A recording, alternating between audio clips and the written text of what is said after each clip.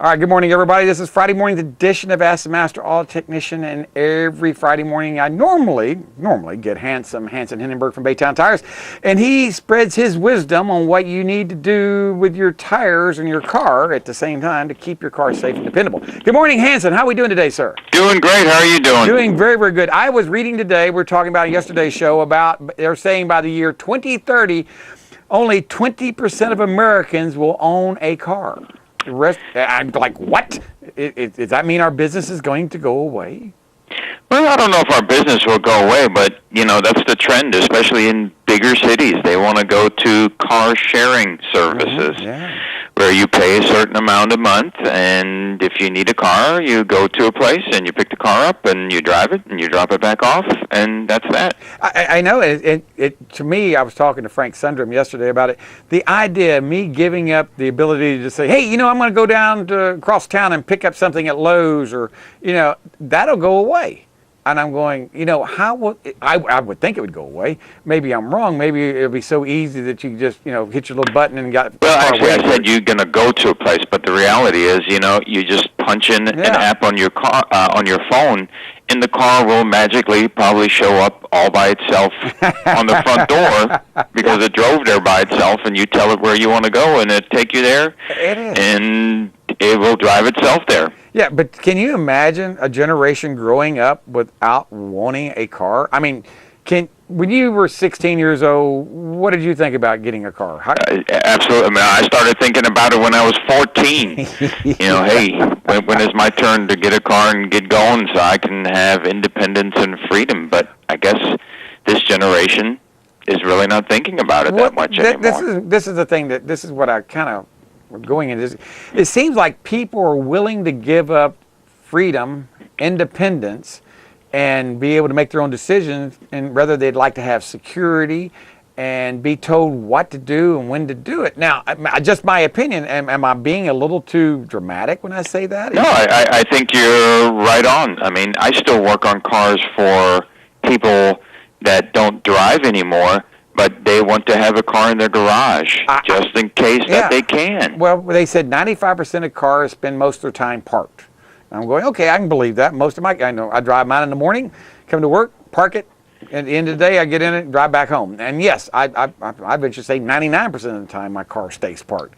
But I want to have the ability, and I think that's the thing that I just can't see Americans giving up. If you live in Weewa and you want to go to Panama City, it's not a big deal right now, but imagine if you live in the rural area, Weewa, Kynard, Frink, those towns, and you say, hey, I want to go to Panama City, you're going to have to punch in your app, and I don't think there's going to be many Uber cars driving around. I think it might work in cities or, bigger suburbs, but around here, by 2030, I don't think it's going to happen. Yeah, and this article was written in 2015, so it's 3 years old. But they're saying by the year 2030, they say right now that America is importing 100 million barrels of oil a day, where when 2030, it's only going to be 70 million barrels of oil a day. I'm going, wait a minute, if we're losing 217 million cars off the road, well, how come we're only increasing about 30% the amount of fuel that's coming into America? It's not either third world countries are going to be using it, or we're going to be shipping it out to other countries, or businesses are going to be using it for heating. I just do not see it. The numbers just don't jive for me, what they're talking about dropping. Well, and it's kind of a funny trend for America, but I think other places such as India and China and a lot of the places in the Middle East where people could not afford cars, now their biggest dream is to have a car. So by 2030, more people might be driving their own cars in places like India than they are in the United States, which is kind of weird, And again, like you said, I think it's a cultural shift, which is, I shouldn't say anti-American, but I think it takes away anti-freedom. It takes something away from us, because I can never see myself in my lifetime not being able to get into a car and going somewhere where I want to go. Well, we're talking about this right here, anti-freedom. It's just a matter of of thinking. When I was 16 years old, I wanted to have a car and all this right here. And now they're talking about people who are 16, 17. They don't even have driver's license till they're 25, 30 years old, they're saying. A lot of people are putting off, this generation, they don't have driver's license when they're in high school. They don't get driver's license till they get out of college. And some of them are not even planning on getting because they moved to bigger cities. They don't even get driver's license. And to me, that's almost anti-American. I know that's a little draconian to say that, but to me, it does seem like you're just giving up freedoms for security. And I'd hate giving up freedoms. I mean, dadgummit, just the idea. And I grew up, I lived 10 years in Germany, so I've been in the United States for almost 35 years. Yeah. And that was my biggest dream, coming to America, the cars. Wow, we used to ride, I grew up on a farm but also lived in a city, and we used to ride buses. And I was so excited to come to America where you could have your own car. And, the whole dream about having a huge Cadillac back then was a big deal. It is. So, and that was always, because it represented freedom. And you take that away, I think it's a big deal. It is. It's to me, I have people right now, someone I went to school with, and he said, we don't need, and I know I'm not trying to change subjects, but I'm just trying to talk about the mentality of what's happening in America, he said, we don't need guns in America. The police have guns, the Coast Guard, Army, we don't need a militia. And, he says, I'm anti-gun. And then I wrote him back on a side note. I said, in my observation, I said, you're pro-gun. And he says, what do you mean I'm pro-gun? I said, well, you think the only people that should have guns are the military and the police, and everyone else shouldn't have guns. So you're really pro-gun. You're just anti anyone having it but people in authority.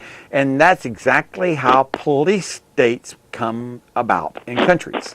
And he kind of looked at me like, police states? I said, think about it. Anyone that wants to have a tyrannical government, the first thing they do is they get rid of personal gun ownership. And you have what I call tyranny. And I think that's, and he said, well, I never thought of it like that. I said, well, you're really pro-gun. He kind of looked at me and went, I said, I bet you want an Uber. And he said, no, I still want my car. I want my personal car. Again, and that's basically the same choice, is that if you take choices away from people, you take away their freedom. And we've over the years gotten to that point where we want to take as many choices away from people, and then you really wind up squashing freedom, which is not what America is about. No, and it's about the individual. And I know a lot of people out there don't believe me when I say it's about the individual, but that's what's made America so great, is the individual progress, the individual people pulling themselves up by their bootstraps to get ahead. That's why people left Germany, England, all these countries to come to America, because the freedom where someone doesn't tell them, well, give an example. In your country, you have to go to school and have a license and go through apprenticeship and journeyman just to be a mechanic.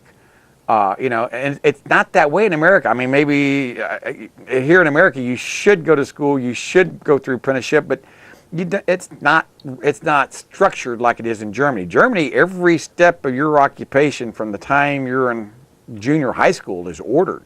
Am I correct on saying that? Yeah, absolutely. I mean, you're right. If you're going to become a mechanic, you start becoming a mechanic probably when you're about 15 years old. Yeah. And then you go through about probably 5 or 6 years of training, and you have to have licenses and certifications, and then that's your occupation. For probably the rest of your life. That's your vocation. Can't really period. Change. That's now here in America. If say I went to technical school, which I did, and I did real well at it, and but say I wanted to change at 25, 30 years old, I said, I'm tired of working on cars. I want to be a brain surgeon. If I was in Germany, that would be it won't happen. Or you decide you wanted to become a beekeeper. Yeah. Or whatever, you have that choice. Really? Beekeepers are regulated too like that? No, I doubt it. But I'm saying, you're not really stuck in your roles, where in other countries, that's your role. And it's almost like a caste system. to me. Yeah, I never thought and about here, that. Yeah. like you said, you're a mechanic, and I've talked to some doctors that were, worked on cars when they were in college and things like that. Mm-hmm. And then, of course, they became a doctor and chose to be something else. But in other places, you wouldn't be able to do that. No, well, that's true. That's what I'm saying. I think if America, what's happening is it's a change of attitude and mentality. If you give away the freedom of being able to go here and do that, and then you start talking about the collective, and that's what they're talking about, where everyone gets on the ride-sharing program and they ride together and all that, and that sounds wonderful. Well, you take one freedom away and it influences other freedoms as well, and sooner or later you wind up just chipping away at all of the freedoms. Well, we have the freedom of choice to be able to buy good, better, or best tires too. Can you explain to people, I know I'm changing subject again, but what's the difference between a good tire, a better tire, and the best tire?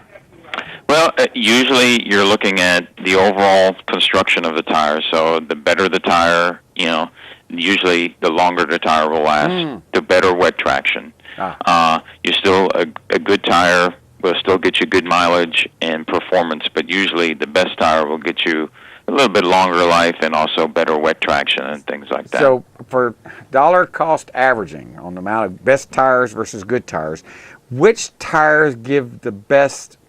For the I see what you're saying. Yeah.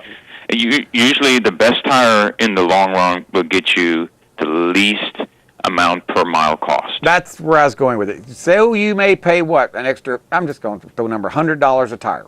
Would that, for the difference between a good tire and the best tire? Would that be? That's probably right, but depending on what size and all that. So $100 to $200 between a good tire and the best. Okay, so we're talking about a savings of difference between 30,000 miles versus 100,000 miles in the amount of tire that the tire is usable. Am I saying that right? 30,000 to about 100,000. Good tire would get 30,000, and the best tire maybe gets 80 to 100,000. Well, even a good tire nowadays, you're looking at least 50. Oh, see how behind times I am. But still, but they do a much better job. The best tires actually have good wet traction when wet. The best tires when they get a little bit older? Usually when you have a dangerous situation like where you have to steer very rapidly or brake very rapidly, the best tire is going to outperform a good tire. And I think you've seen this by going to the schools at Michelin and Goodyear and all these, they've demonstrated, and you've actually done some of the driving. Yes, absolutely, and you can see it. I mean, it really does make a difference on how the vehicle handles. And when you talk about it, it's just words, but when you're actually behind the wheel, to see what the vehicle, 5,000 pounds moving on the pavement, especially wet pavement, and trying to make an emergency maneuver like turning the wheel hard to get out of the way of an obstacle in the road, you can tell how the vehicle handles completely differently between a good tire and, top-of-the-line tire. Okay, here's something we're going to talk about 30 seconds left. Your rear tire, best tires always go on the back. We've always talked about that because you can't steer the back wheels. But have you gone through any of the courses where the back tire blows out, and they know it's going to blow out, but they've got the, what do you call those, outriggers to keep the car from flipping over? Have you seen that or demonstrated? No, I have not seen that. It is incredible. They have the rear tire blowout, and if they didn't have the outriggers on it, the car would have flipped. Well, I can imagine that, especially on pickup trucks and vans and things like that. That's a big dangerous situation. So make sure you have the best tires on the back. Yeah, that's very, very important. All right, thank you so much, Hansson. They come visit you at 873-8900, or they can call you. Yeah. And you're right there on Beck Avenue on the curve. And you always have the freedom to choose with me. I like that. Hey, Hansson, I'll talk to you again next week. All right, bye-bye. Have a great week. All right. Summer is here and the days are getting longer and hotter. Call James Auto Center for a free cooling system evaluation and consultation. Give us a call, 850-763-0555 today. Part of what I'd like to let you know is what we do and how we work our system. Basically, we've got about 700 stocking dealers scattered around the 15 counties here in the Big Bend area of the state. I run a fleet of trucks, vans, and what we call hotshot vehicles to deliver to our dealers quickly so they can help service you as fast and efficiently as they can. Provide timely and efficient service, and we're there to take care of our dealers who in turn can take care of their customers. If you want the best deal in town for tires, you need to call Baytown Tires at 873-8900. Hansson and the guys at Baytown Tires take pride in serving Panama City for over 20 years. Baytown Tires on Highway 98 in St. Andrews. All service work backed by a nationwide warranty. All right, good morning, everybody. This is James Morris, and it's Friday, the final segment of this week's show. I got Mark Sarlo calling all the way from La Junta, Colorado, and I was just doing some reading on here. Mark, how you doing about Pueblo and your place where you live? I didn't know y'all were that close to Pueblo, Colorado. Yep, 64 miles. So what's going on in Pueblo? Well, I was looking at the City of La Junta's Chamber of Commerce website. Well, it's the cities, and I had no idea about about La Junta.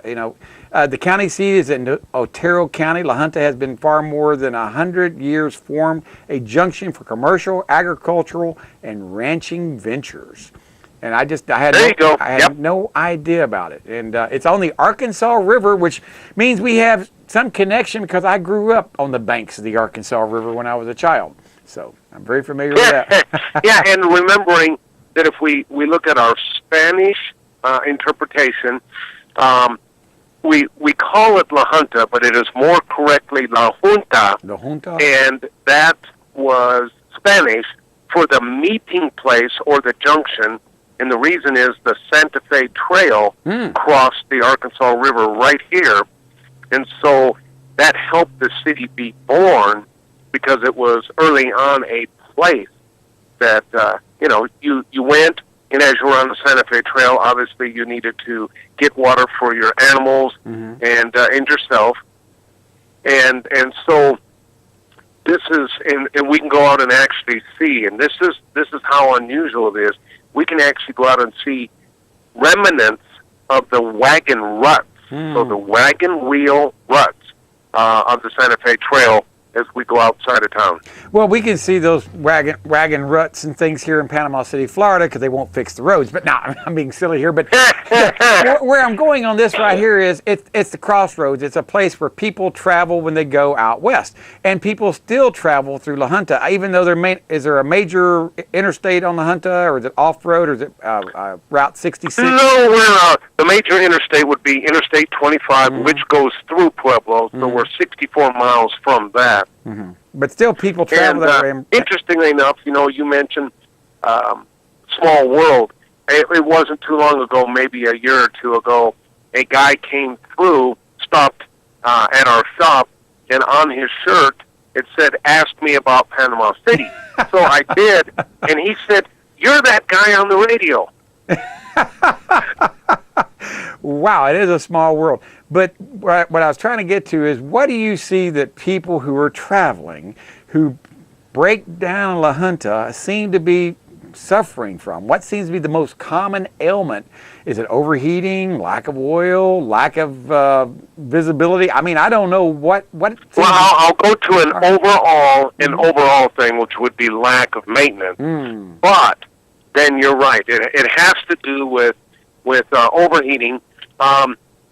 Even though we have a wonderfully dry climate, semi-arid, so in the summertime we might see numbers of humidity in the 40s, what ends up happening is we do have extremely warm days in the summer, and we might see 112, 114 degrees. Kind of like a desert. Well, what generally happens is people neglect their cooling system, so now we're going back to the root cause, which is lack of maintenance. Yeah. And so the cooling system, the most common problem we see is debris on the front of the radiator. Now, a lot of people are going to say, but I make sure with the garden hose or when I'm at the car wash to at least rinse that off, and it looks great. And I remind them that all they can see is the air conditioner condenser. Correct. And that in behind that is the radiator, and what a great place to hide a whole bunch of debris. Now, simple debris is they're driving down the road, they run over a plastic sack from the grocery store or Wally World, and the fan and the drafting will suck it up there and cover the front of the radiator. You now have your radiator third covered on a day that's 114 degrees. And that can cause an overheating problem and a catastrophic, if you don't take care of it, if you don't shut the car off, you could actually end up damaging your engine or transmission or both very, very quickly and very badly easily. damage your engine and probably doing bad things to your transmission. And, of course, the people are going to ask, now, come on, a plastic bag hurting your transmission? The answer is when the airflow is interrupted and your transmission pumps transmission fluid through a heat exchanger in your radiator, and your radiator is now running hot, now so is your transmission. Now, so that's what James means by how overheating can damage your transmission. Now, we're talking about transmissions and overheating and right here. I was taught, and maybe I was taught wrong, I was also taught that putting batteries on concrete would drain the batteries and taking thermostats out would make a car run cooler and better. All those things that we learned that are wrong, that you've helped. But what about what's the maximum temperature an engineer would like to see a transmission at, and what do they normally run at? That's the other question. Well, the operating that we'd like to see is probably 180 to probably 210. That's the max. Now, all right. That's not even max, but that's where we'd like to operate. The max that we'd like to see is probably 226. Okay. We test transmission fluids for durability up to 265, I think. Woo. 265, and this is degrees F. Yes. So we test the fluid to say, gee, is it durable if it gets this hot? And of course, people are going to ask, well, wow, we just talked about it, and our cooling system's running at 210, 220. How are you going to get transmission fluid up to 260?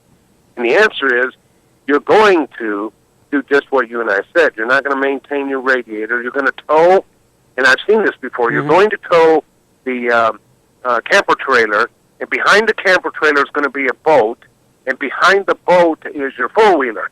So you now have what we kind of call a little train of your original vehicle, your camper trailer, your boat, and now a final trailer with your four-wheeler on it. And then you wonder why your transmission fluid gets hot. Well, now, here's what I was taught. This is what I was taught, and I was probably wrong. I was taught if we could keep transmission fluid at 170 degrees Fahrenheit, no higher, we would probably never, ever tear a transmission apart. It would never go bad on us, as long as we kept the fluid clean, changed over 30 to 40,000 miles. But what I have seen is if I know a car engine's running around, say a General Motors, it's running 200, it got a 195 degree thermostat, coming out of the engine is 200 degrees on a day like today. When it leaves the radiator, it's normally down about 30 degrees, about a 30 degree difference in the humidity we have. So if it's 200 degrees coming in, normally when it leaves the radiator, it's about 170, and that's on the outlet is where the transmission cooler is. Maybe that's where we got the idea, if we could keep it at 170, the transmission would last longer and not give us problems.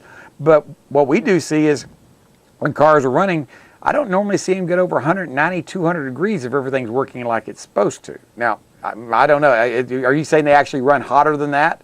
Yeah, they run hotter than that. And let's also remember, now we're going to put an age on yours and my myth. Yes. As you and I grew up, we basically had the choice of 3 or 4 transmission fluids, which were based on conventional oil as the base stock. Yeah, that's correct. So we took these thin base stocks, put a lot of additives, coarse, put red dye in there so that you would be able to tell the difference.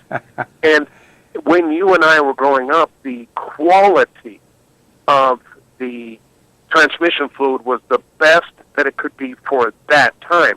Well, now our transmissions run hotter. Our transmissions are very dependent on fluid pressures, etc. So now our fluids, many of them are a synthetic oil base stock. Now, and that's why we can run hotter temperatures. Now, what about now? I know Dex 6 is, and I don't even think I can buy Dexron 3 anymore. I don't think it's even available. Oh yeah. Okay. Oh yeah. I don't even. My wife said yeah, it's available, but Dex 6 is synthetic. Mercon 5 is synthetic.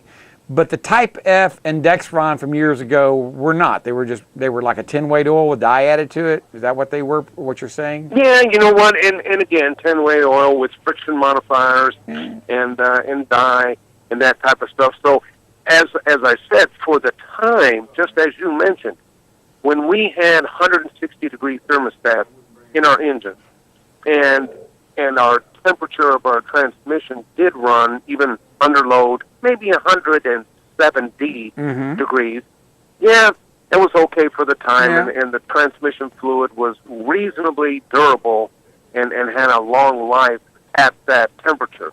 Well, now, for thermal efficiency, and we'll talk about that in a minute, but for thermal efficiency, we run the engines hotter, and when we run the engines hotter, the transmissions run hotter, and when the transmission fluid runs hotter, then you better have good fluid as your base stock. So just as you mentioned, almost all transmission fluids today that come out are a synthetic base stock. And that's pretty impressive because years ago we didn't have it, and like they run a lot hotter. Now we talk about fluid breaking down, and I don't know if the word breaking down is right, but I think you talked about it where the long strands, like I think you talked about those little noodles that you kid in your swimming pool you beat your brother with when you're swimming. Imagine I guess you call it molecules are long like that, and they get chopped up where they can't do the job of cushioning metal-to-metal contact. Am I saying that correct? And I think that's a good way. A good way to describe it, and it would be no different than taking licorice. So let's take long-chain licorice, which is very similar. Plus, it's red, just like transmission fluid, and throw it in the blender. Well, that's kind of what ends up happening. I mean, to your and that fluid. Is what happens. And you say, but gee, how can the inside of the transmission, and with all those smooth parts, it's got brass bushings, it's got clutches, how can it chop it up? We have to remember, all the fluid goes through that vane pump on the front of that transmission, and it has all those little choppers in it that, due to friction, due to heat, due to sharp edges, continuously chop up the licorice into smaller bits. Okay, now we explained what happens. That's why we need to change it. Now, for grins and giggles, in sake of argument, severe service driver, which we all are, and the owner's manual says your severe service driver, change it every 80,000 miles.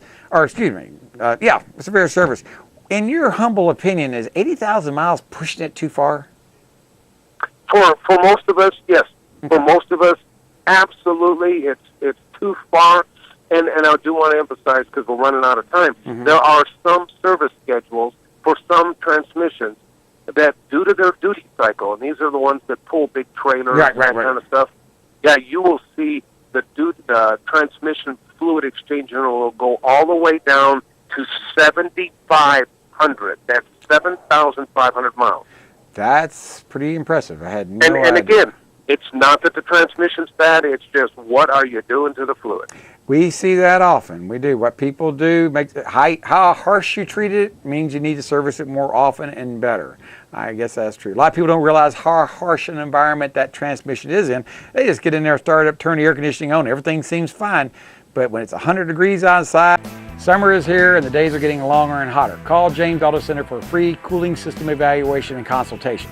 Give us a call, 850-763-0555 today.